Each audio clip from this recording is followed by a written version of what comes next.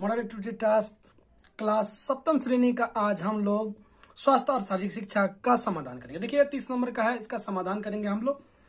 सही विकल्प चुने, सही विकल्प चुनकर आप लोग को लिखना है। तो सही विकल्प देखिए दिया गया है, इसको चुन करके लिखना है।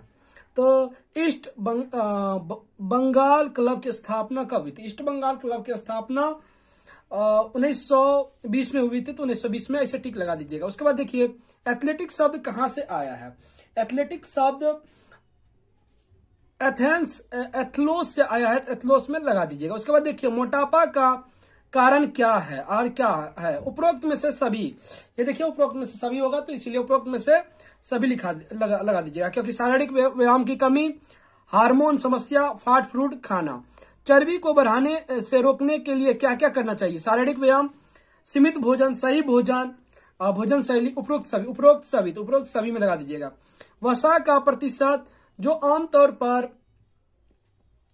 पुरुष शरीर में मौजूद होती है, तो ये देखिए 15% होता है। तो आप लोग 15% लिख दीजिएगा। 15% होता है, ये 15% में मार दीजिएगा।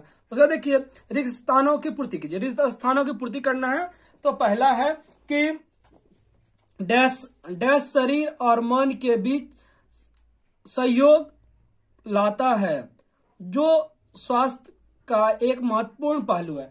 तो ये व्यायाम होगा इसमें, तो इसमें लिख दीजिएगा व्यायाम। संयोग आका व्यायाम। उसके बाद देखिए है कि व्यायाम डैश मांसपेशी में रेमोडी देने के लिए एक महत्वपूर्ण भूमिका निभाता है। तो इसमें देखिए है कि चोट या दर्द, चोट भी लिख सकते हैं यहाँ पे, चोट या दर्द, ठीक है। उसके बाद देखिए क्या है कि सीमित खाने और नियमित व्यायाम से को खत्म करना संभव है। देखिए मोटापा को खत्म करना संभव है, तो लिख दीजिएगा मोटापा। मोटापा को खत्म किया जा सकता है। देखिए डैश की आदत को किसी भी समय छोड़ना चाहिए। तो अब देखिए इसमें होता है क्या कि नशा या बुरी आदत, तो कुछ भी लिख दीजिए, नशा या जो भी बुरी आदत है। खेलना मनुष्य की डैश क्षमता है।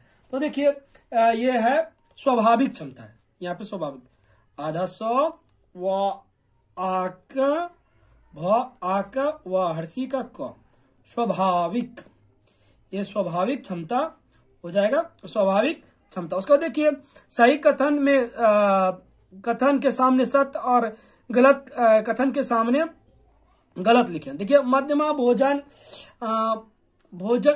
का आहार एक पोषण विकासात्मक गतिविधि। यहाँ पे ये देखिए विकास हो गया, ये वाला देखिए यहाँ पे दिया हुआ है कि मध्यमा भोजन का आहार एक पोषण विकासात्मक गतिविधि है। सत्य, तो सत्य लिख दीजिएगा, सत्य।